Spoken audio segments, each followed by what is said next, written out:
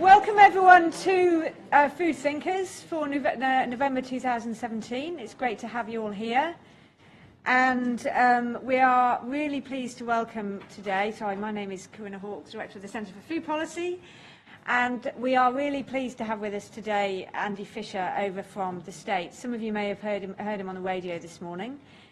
And so this is a Food Thinkers event. It's all about having a discussion around the challenges of integrating different aspects of food policy, the integrated food policy vision that we have at the Centre for Food Policy.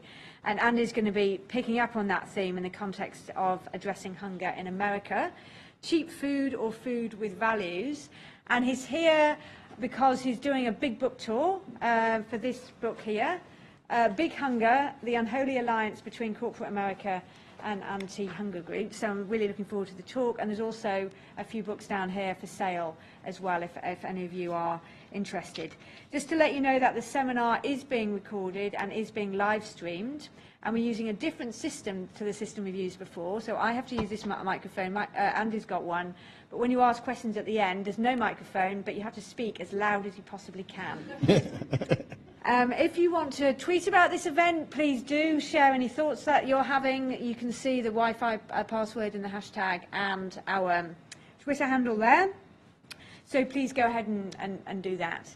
I also wanted to let you know that the next Food Thinkers will be on December the 13th, which is a Christmas special, hopefully accompanied by mince pies and mulled wine, which is going to be on cooking skills. The role of public policy, which will be a bigger kind of panel debate. So you'd be very welcome to come to that. So Andy Fishe is founded in 1994, a while back now, a group called the Community Food Security Coalition. Has anyone come across the Community Food Security Coalition? It's a very... Okay, this is a very British focused audience here. But in the US, it was when I was living in the US, and it was a really big deal, the Community Food Security Coalition. And Andy continued to lead it until 2011. And in that position, made a huge contribution to the concept of community food security. I still use the word food security and not food poverty, though I know that we often in Britain use the word food poverty. But it was this community element. And when I came back to Britain a few years ago, I was really struck by how different the situation was in the US to here, that farmers markets are kind of seen as places where elite people go still, whereas in the US the whole trajectory had been that the whole kind of local food movement should fundamentally be focused on communities, including communities experiencing deprivation. So it took a really very different trajectory, and Andy played a really, really important role in making sure that happened, and also worked on really important pieces of federal legislation, and including the Farm to School grant program, which some of you may have come across. And he's now working hard. He's written taking this issue forward about this concept of big hunger, which we'll hear more about. And he's also an adjunct professor at Portland State University in Oregon. So with no further ado, Andy, I'll pass over to you. How's everybody doing? Good. Can you hear me? Yeah. Okay, great. So thank you, Corinna. It's a pleasure to be here. It's a real honor. You know, I followed the work of you all, Tim and Corinna and Martin's work, for a long time, and I'm thrilled to be here. So it's like I said, it's an honor. So I am going to talk. I don't know how long this will take exactly. I haven't done this exact talk before, but I'm hoping about 45 minutes or so. Then we'll have some room for questions. And I've been traveling around the country doing some talks about food banks and what I call the hunger industrial complex. And I'm not going to do kind of the usual kind of stories about food banks and things like that I was in Martin's class earlier in the week. But I'm not going to do that. I'm going to talk a little bit more about kind of a different side of what I call the hunger industrial complex, which is around federal food programs. And it's kind of, if you've ever seen the movie Jerry Maguire, you know, it's kind of old now, but it's all about, you know, there's a great line in there where the athlete yells to his agent, "Show me the money." So I'm gonna talk to you about the money. I'm gonna try to show you the money and where it goes, show you a little bit where it goes, and talk about, you know, could that money go somewhere different? Okay, so the first place to start is in the United States, we have 15 federal national food programs. These are some of the largest ones.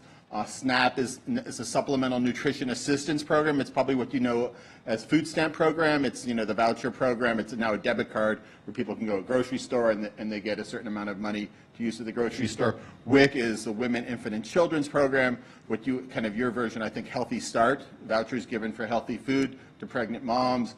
Nursing moms and kids, school lunch, school breakfast is pretty obvious, and then commodity purchases, and I'll get into that. USDA buys $2 billion worth of food for school lunch and for other programs, and then there's a variety of other programs oriented around seniors, around child care centers, et cetera, and those total about $4 billion.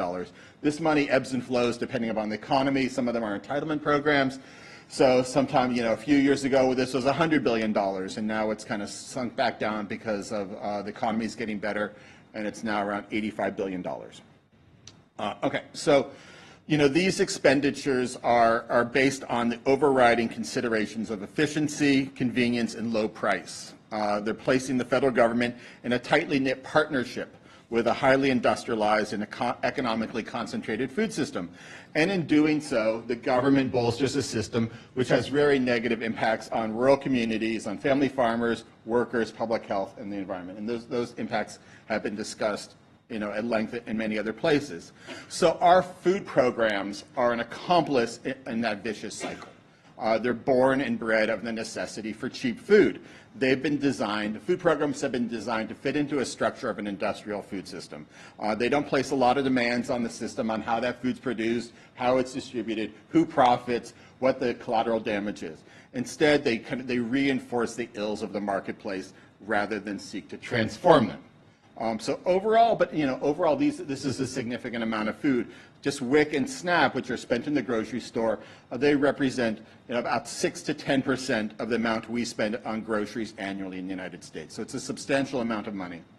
So my question, what I've been grappling with in my book is, does it have to be this way? And this is a conversation I've been having with a lot of people have been having in the United States, or a number of people have been having in the United States. Does it have to be this way? Is there a way to use this money to support a food system that doesn't cause such collateral damage? I think of these programs as having a front end and a back end. And the front end is the recipients of the money. So the front end is the money is going to the low-income people. It's going to feed school kids. It's going to feed seniors. That it arguably is working fairly well. I mean, there's lots of things that could change. A lot of people could be getting more resources, lots of administrative problems, but generally, those programs are relatively effective. It's the back end that I want to focus on. It's the back end that nobody talks about. It's who's profiting from that money and how it's being distributed. And it's really reinforcing the industrial food system, and I'll talk to you a little bit about that. So if we're going to achieve more sustainability in the food system, we really need to repurpose those existing funds.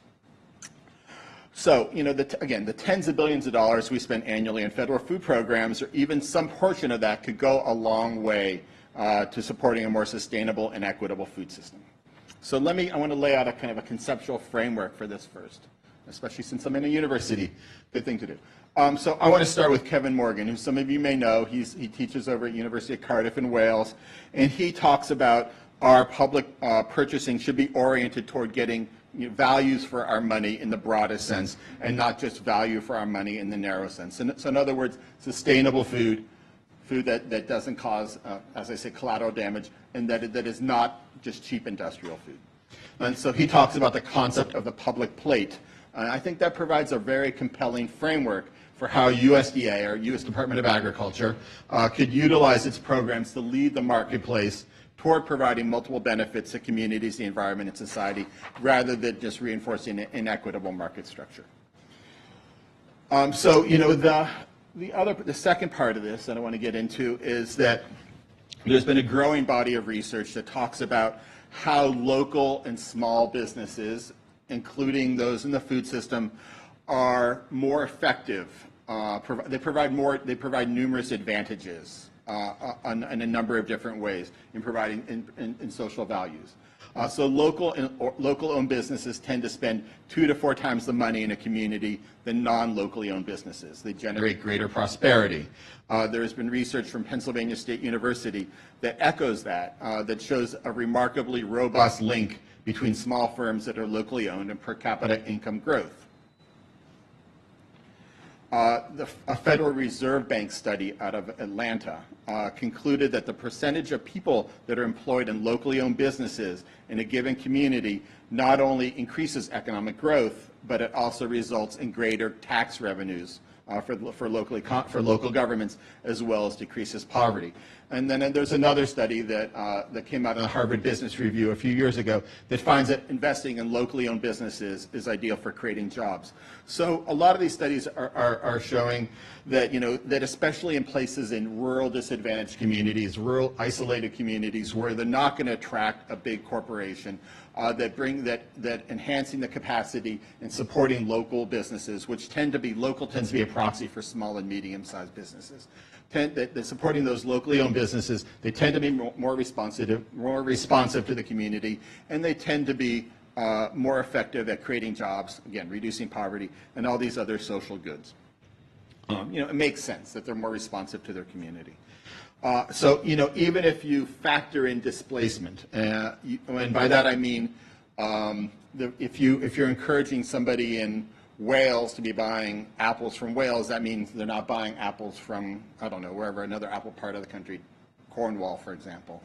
Then there's going to be an economic impact on Cornwall. So even if you factor in that displacement, the fact that people are buying apples from one place rather than another, you find that local markets and local food systems generate a greater economic multiplier.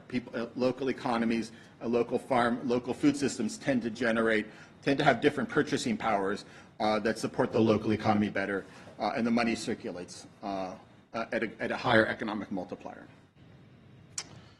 So, those two frameworks I want to put out there. I want to throw something else into this mix, and that's again, SNAP is our food stamp program.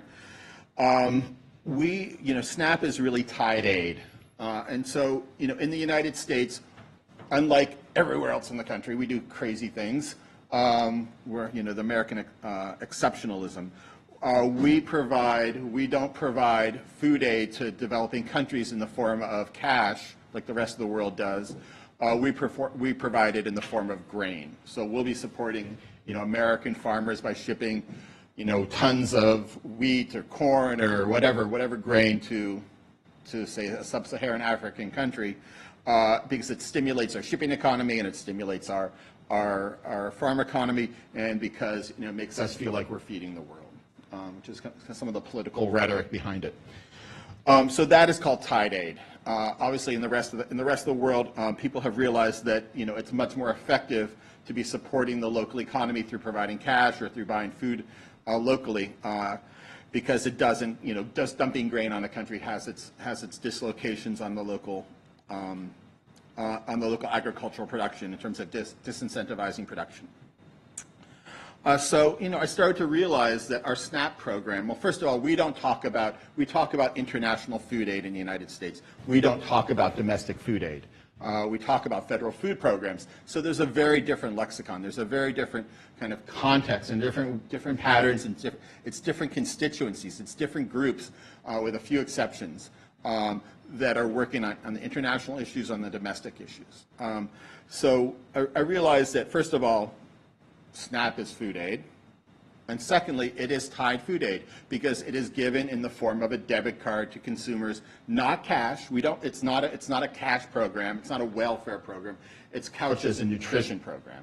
And since it's a nutrition program, we give people these debit cards. They can swipe them at farmers markets, at supermarkets, at grocery stores, at whatever places are authorized to redeem those benefits to purchase food. And so it's really supporting the industrial food system. It's supporting the mainstream food system. And just to kind of have a couple indicators of that. A few years ago, Kraft said that 1/6 of their sales come from food stamps. Walmart redeemed $18 billion in food stamps in 2014, which is about 13% of total food stamps. Every time there's been some cutbacks in food stamps, and every time that happens, you see a hiccup in the stock prices of those retailers who are highly dependent upon it. Dollar Tree, which is kind of like your pound stores, their stocks tumbled after their food stamps because they are heavily dependent upon that. So it's a very integrated, into our food economy, especially into the retail sector. Okay, so I will leave that alone for a second. So the other part I want to throw into this mix is this whole going back to this idea about Tide Aid and why and how we should be thinking differently about our food aid programs, and they shouldn't just be about solving nutrition problems. They shouldn't just be about solving hunger, but they have a development focus.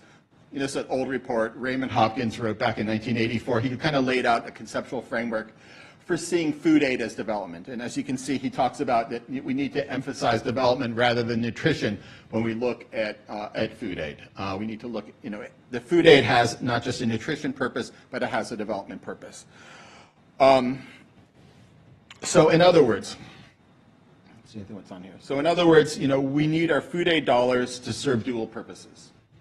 We need to feed the hungry as well as to stimulate the conditions that reduce hunger in the first place. This is probably obvious to you all. It is not obvious, I'm sorry, in the United States, unfortunately. So, but when you combine those two ideas, when you start thinking about Kevin Morgan's work and you combine that with this work around what's called local and regional procurement, around development focused on food aid, you come up with some ideas about how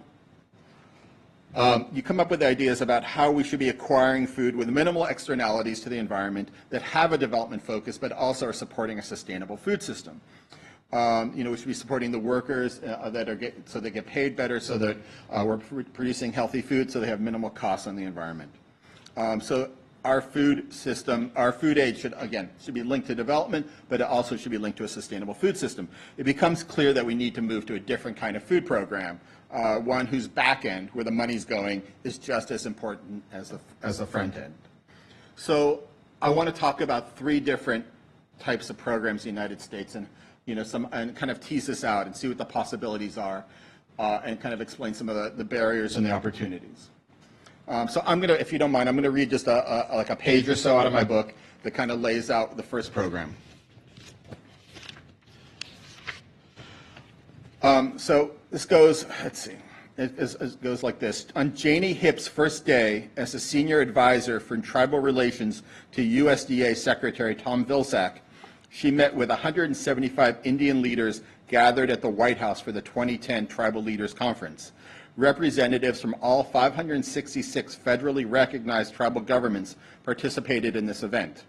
Nothing comparable to it had ever been organized by administration before President Obama took office. The tribal leaders posed their very first question to Ms. Hipp. Why did USDA remove butter from the food distribution program on Indian reservations, or FDPIR, FDPIR? Why did they remove butter from that food package without tribal consultation as required by executive order? They asked, you have butter in your refrigerator, why are you prohibiting it in ours? And it took Ms. Hipp a year and a half to get USDA to reverse the decision made by the Bush administration to remove butter from FDPIR for health reasons. As an alternative to SNAP for those persons living on or near reservations with limited access to a grocery store, FDPIR is of great importance to tribal authorities. It provides one of the primary food sources for 88,600 people monthly, people who are among the poorest of the poor living in some of the most remote areas of the country. The FDPIR provides households, based on size, a package of predetermined goods. These groceries are acquired by USDA's purchasing arm, USDA Foods, which procured almost $2 billion in food in 2014 for school lunches and other nutrition programs. The decision to remove butter had indeed been made without the required tribal consultation by federal employees whose decisions regarding the federal food package can and do trump any input by tribal communities and their leaders. Butter had been replaced by a butter substitute, which arguably was not a healthier product, and the decision deeply affected families in Indian country. Tribal leaders very clearly stated to Ms. Hip that in the future they must be consulted before such intimate and critical decisions concerning food access and health are made. So this program, like I said, as you can see, is really important to tribal members. But what Janie Hip, who's pictured there, was really talking about is can the U.S. government run a program for tribal nations successfully, or should it be devolved onto them so they can control their food system better? Kind of a food sovereignty question. And secondly, this is a $100 million program. That's a lot of money, and that's a lot of money that could be going to support native agricultural enterprises and creating jobs and reducing poverty in the first place on Indian reservations. So what has happened since I wrote the book is that Mazone, who is an anti-hunger funder, a Jewish anti-hunger funder out of Los Angeles, has been working with Janie, who's now at the University of Arkansas, and has been working with the USDA, and they're actually starting to change the food package. So they're starting to include more culturally appropriate food, like wild rice, bison, blue corn, and salmon, and which is wonderful in and of itself. But what that does, it opens the door for native producers to be selling into those markets. So it's creating the potential for economic development. So what's the main constraint from that is that the very purpose of USDA foods is to be a supplement to underfunded nutrition programs, and that constrains its ability to move away from a cheap food paradigm. So when they buy from smaller firms, which have a higher contracting cost, more headache for USDA, they have limited staff, it's hard for them to manage, but also those foods could potentially be more expensive. So it limits their ability to buy the same amount of food as they would previously. So the lack of capacity, and also the other part of that is that the lack of capacity of the suppliers limits their availability. And in talking to Janie and other folks, what I find out is that some of the agricultural producers also have some problems with food safety. They don't have the same capacity that an industrial food production has. They've been some of the bison producers, for example, were kicked out of the system because they weren't following good agricultural practices and the appropriate food safety standards. The other part of this, the other constraint of this, is that this is big business. Again, there's $2 billion that are being sold. This is $100 million. It's small potatoes compared to the $600 million that goes into food banks, compared to the $1 billion or so that goes into schools.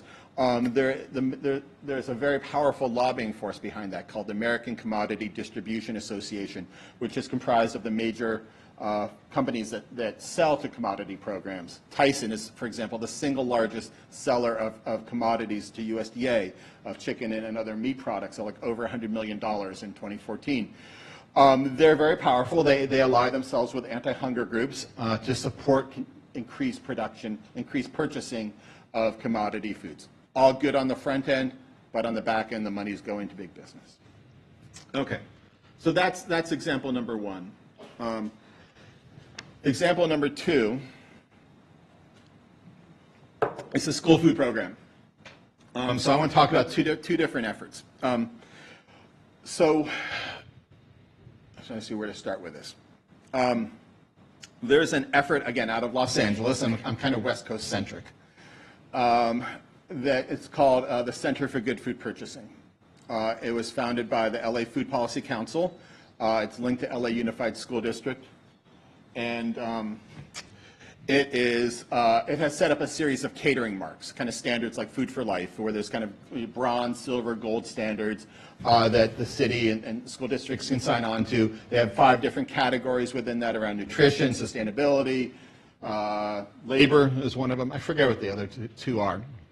But the idea is that, like for example, the city of Los Angeles signed on to it and agrees to kind of purchase food based on those standards. And the idea is to move people up the ladder from bronze to gold, right? Kind of like a LEED standard, pretty straightforward. And they've been able to get a number of cities to sign on, including Chicago, I believe, Austin, Texas, Oakland, California, and a few other places. But Los Angeles is a behemoth. LA Unified School District serves 750,000 kids school lunch every day. So what these folks were able to do, they were able to convince they were able to, not convince, they lobbied successfully, campaigned successfully to have the LA school district not buy chicken anymore from Tyson, because Tyson is a particularly bad actor in terms of its labor practices and in terms of its practices with farmers. It's driving many, many farmers into bankruptcy because of their kind of malicious and harmful contracting procedures.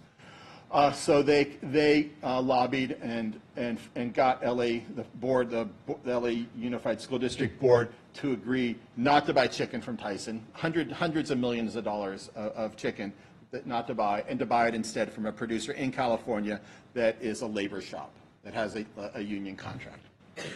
So it's a win, and I think it's a great organizing tool. The second thing I want to talk about is kind of an option within schools, and I don't know, hopefully you guys can see this, is is around diversion, and this is kind of a little bit more wonky and a little bit more technical, a little less sexy. But again, USDA provides each school with 25 cents worth of commodities per student per meal.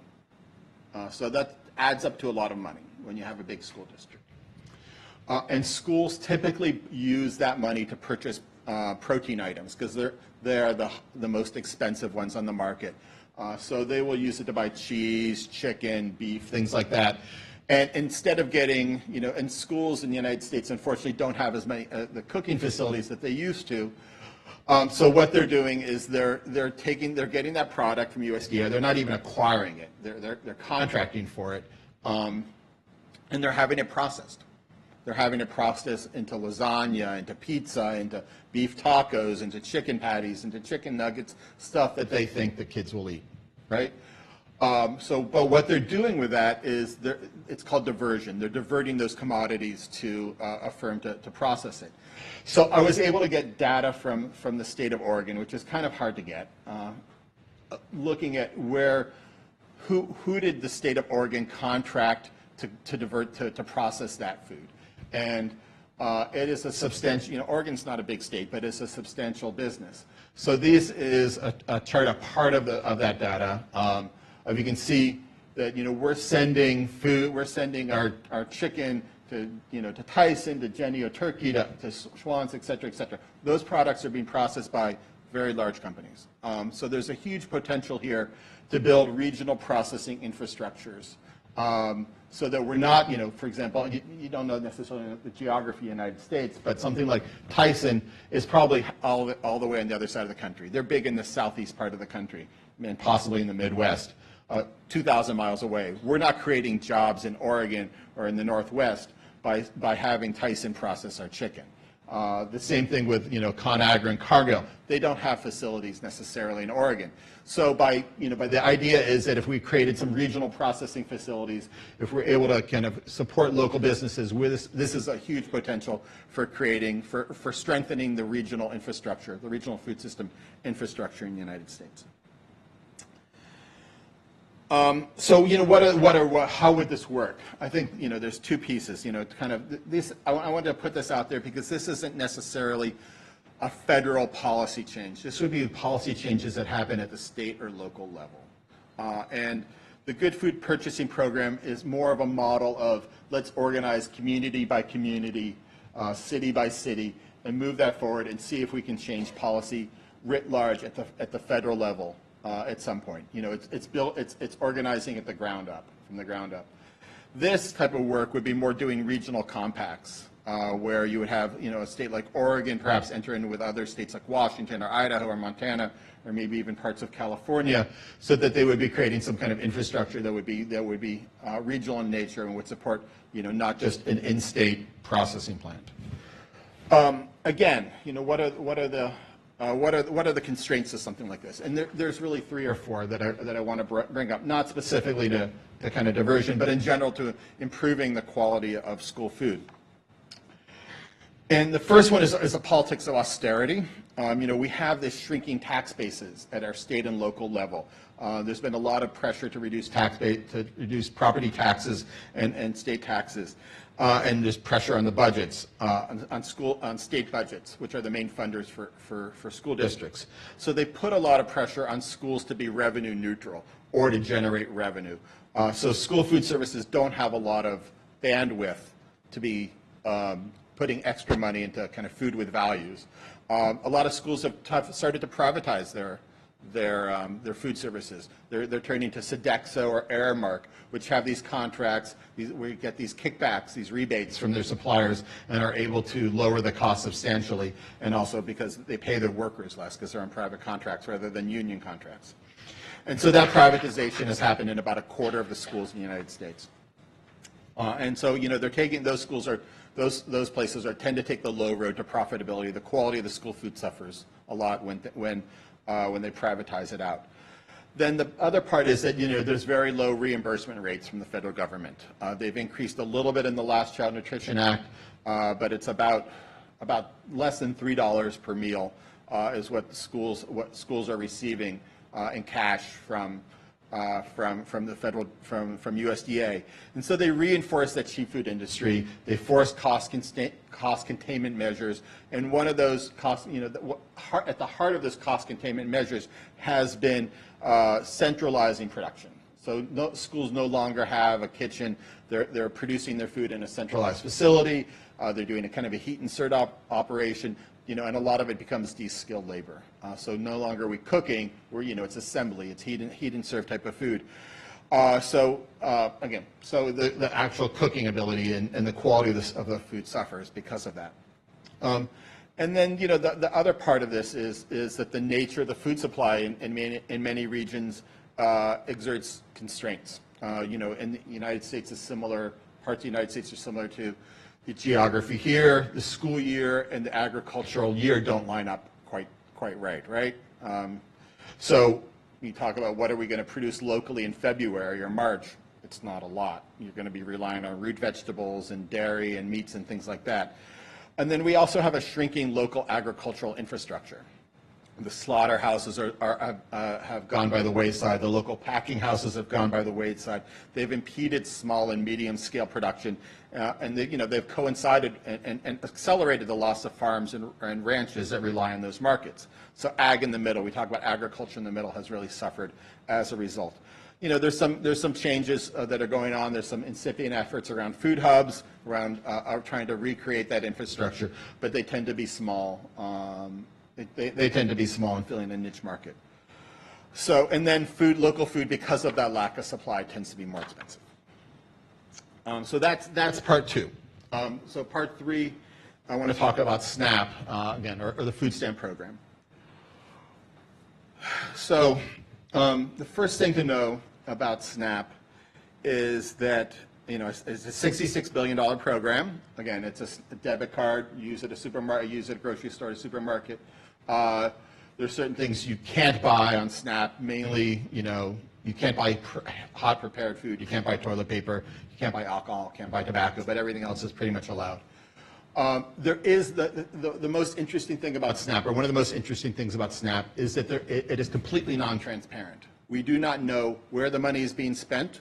In other words, we don't know if it's being spent at a Walmart or at a mom and pop grocery store or at a farmer's market. We know that in broad categories, but we don't know individually, for example, how much Walmart has redeemed, except when they tell us, or how much Safeway is another big chain, how much they've redeemed in any one time or any particular store even. And then we don't know what people are buying. It is considered a trade secret. So there's no accountability, there's no data on how much food stamp recipients are spending on rice and beans versus potato chips. It is considered confidential information that the industry certainly has, individual stores certainly have, but the public does not have access to. So it's been a big controversy in the U.S., a small controversy, kind of a tempest in a teapot, I suppose. The USDA, under the previous administration, was able to get data from one supermarket chain, which which has remained anonymous for 2011, and they had a consulting firm prepare that data and produce a report about it. And this is kind of what they found. They compared this. They had the register receipts for SNAP recipients and for non-SNAP recipients, the general public, for that 2011 one large grocery chain in the United States. Don't know which one it is. And they compared again, SNAP versus non-SNAP. So what they found is it's a lot of similarity with some differences. But they found that the average SNAP recipient is spending about 40% on basic items like meat, fruit, veg, et cetera, et cetera.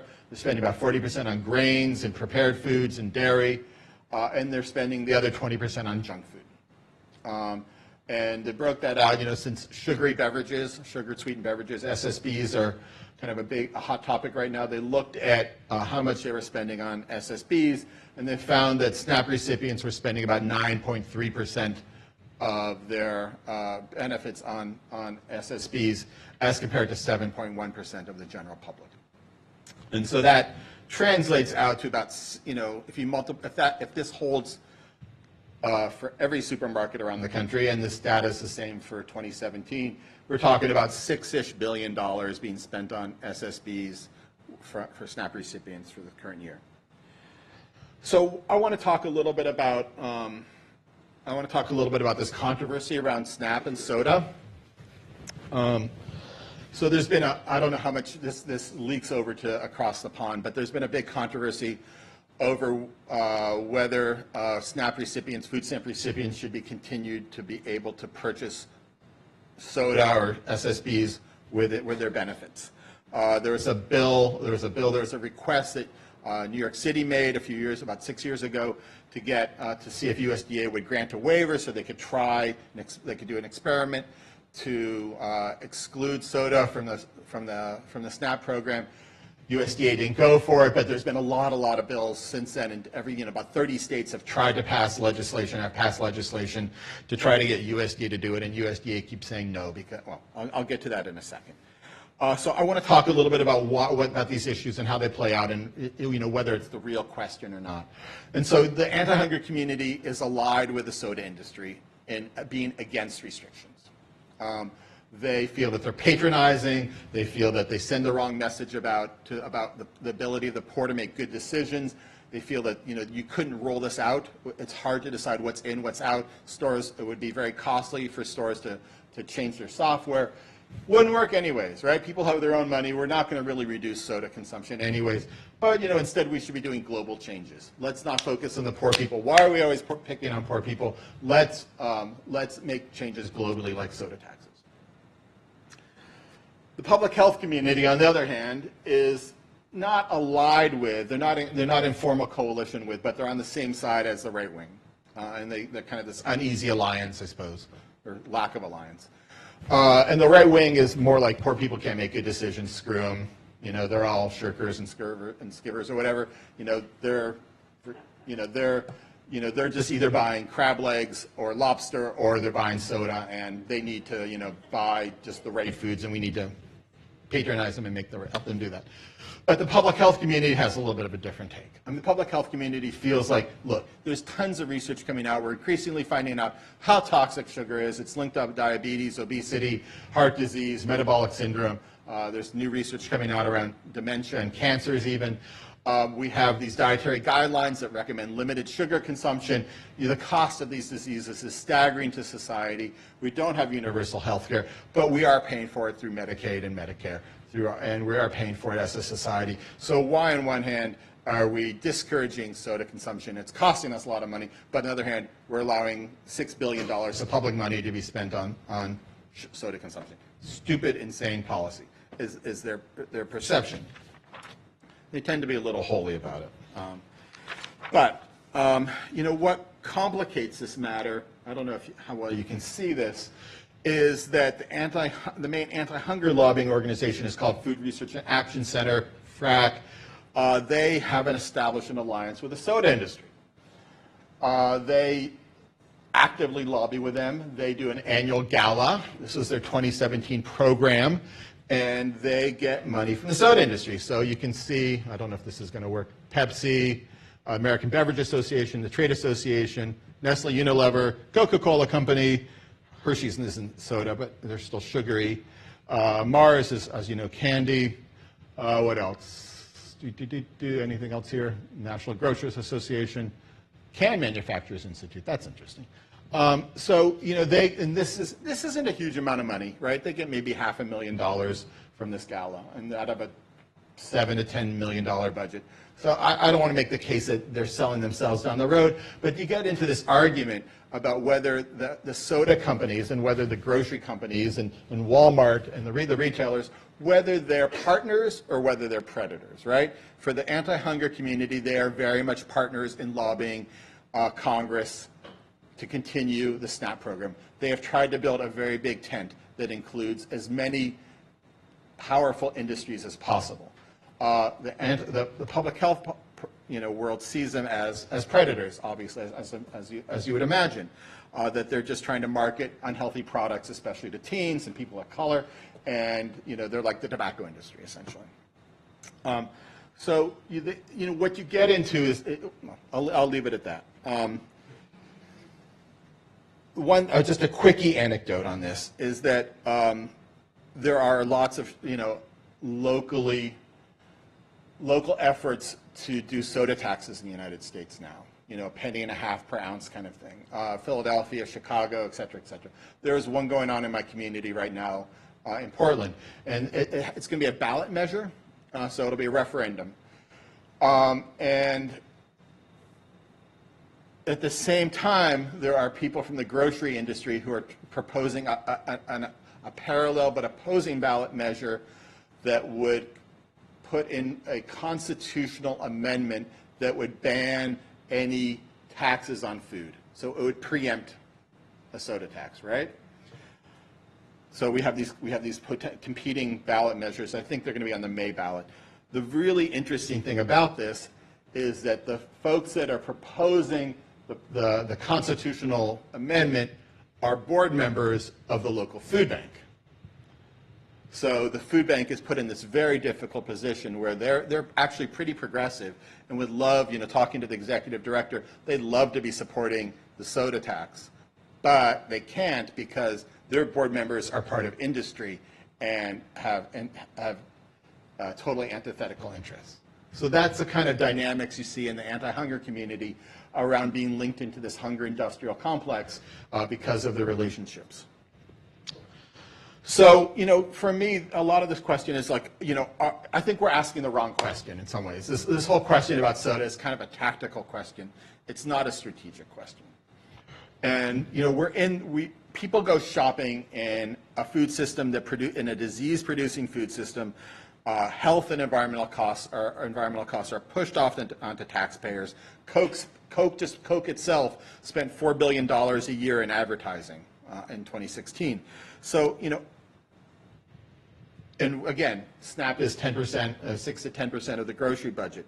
So, if we started to think of SNAP in a different context, if we thought of it in this context of food aid, of development work, that it really benefits the food industry, then I think we need to be thinking about how can we use this money to leverage the food system in a different way. And I don't have an answer to that. That's it's more of a question. Is there a way that SNAP, with its $66 billion, can you link it to other agricultural policies to change the food system in the first place? And kind of my analogy is I come from, I've lived in California for a long time. California has very strong environmental laws. And they passed legislation, just one example is that a friend of mine works in the wet cleaning industry. He's trying to transform the dry cleaning industry because it's highly toxic. It produces, perchloroethylene, which is a highly toxic chemical. So he's been working to develop alternatives to that called wet cleaning that are less environmentally damaging.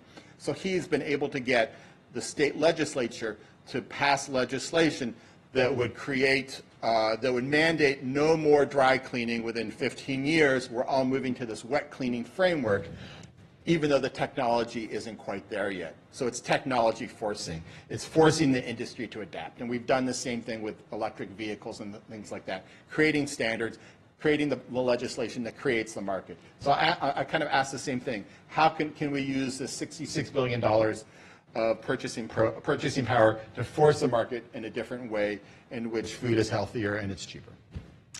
So the one thing I wanted to talk to you a little bit about along this, and then I will wrap up, is I want to talk about the Food Insecurity Nutrition Incentives Program, or FINI. So this is a piece of legislation that was passed in the last Farm Bill. It is authorized for $100 million. It provides grants to nutrition programs around the country that incentivize people to buy fruits and vegetables. So I'll show you in a video, a quickie video in a second. But the goal behind it, again, is to increase fruit and vegetable consumption and to support local food systems. So maybe the best way is I'll let you watch this video and I will stop talking.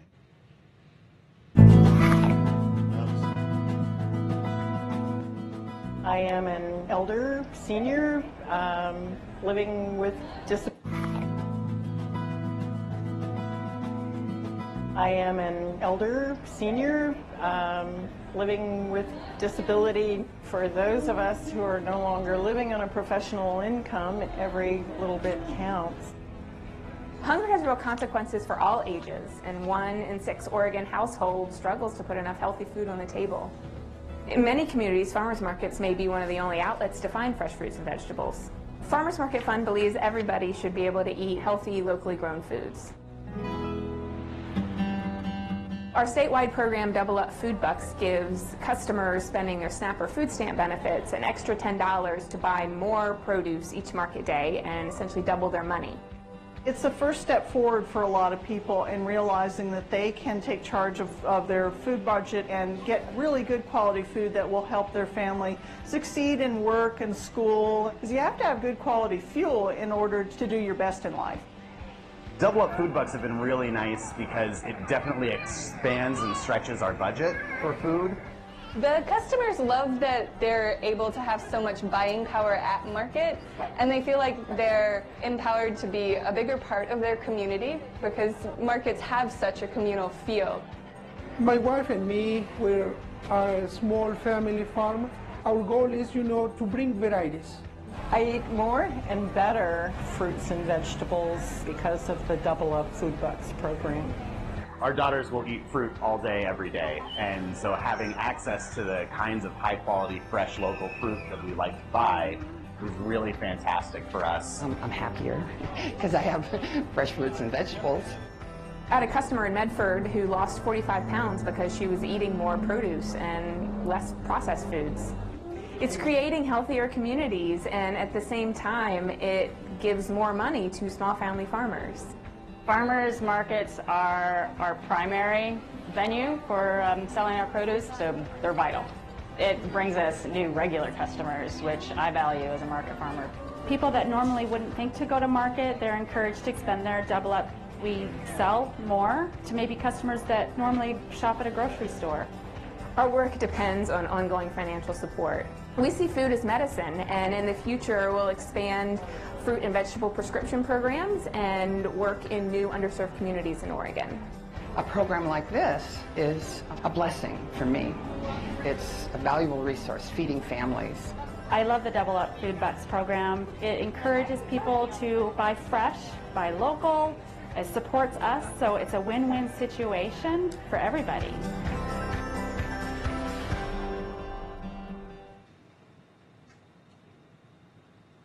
So, full disclosure, I'm on the board of this organization, so I helped them make this video, so make the show. So, this program has been successful. I mean, it's been, there's a lot of what they call SNAP incentive programs around the country. They're really growing in scale and in size and distribution. They're starting to move them away from farmers markets and into grocery stores. It's kind of a growing movement, literally. And so it's up for reauthorization in the next Farm Bill. We'll see what happens. But the thing is here, this is new money. This is $100 million on top of $66 billion. And the anti-hunger community has only supported it because it's new money. It is not actually transforming the nature of the SNAP program. So I think that's kind of where I'd like to see it, and other folks are really interested in seeing, can you use this program as a way to transform the $66 billion at large and make this available to everybody, not just a few thousand people around the country. So, just to wrap this up,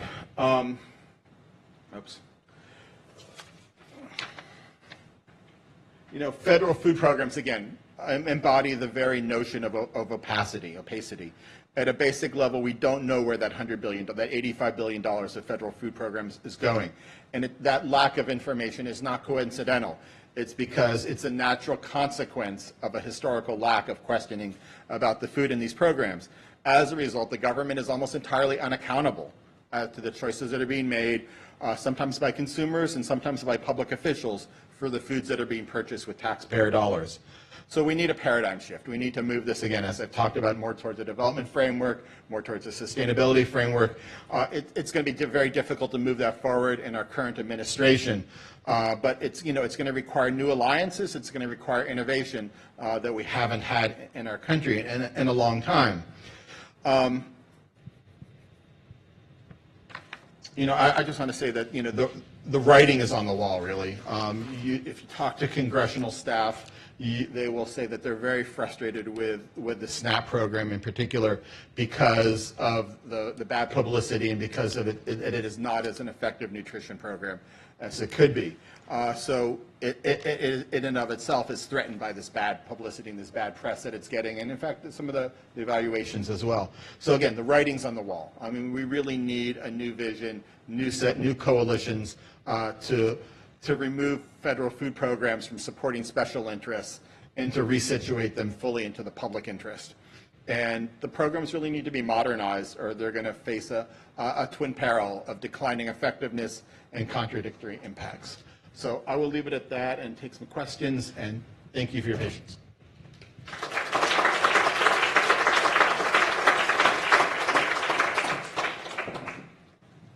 Thanks very much, Andy. Just have to use this microphone, sorry. Thanks very much. Can I just ask the first question? You talked about...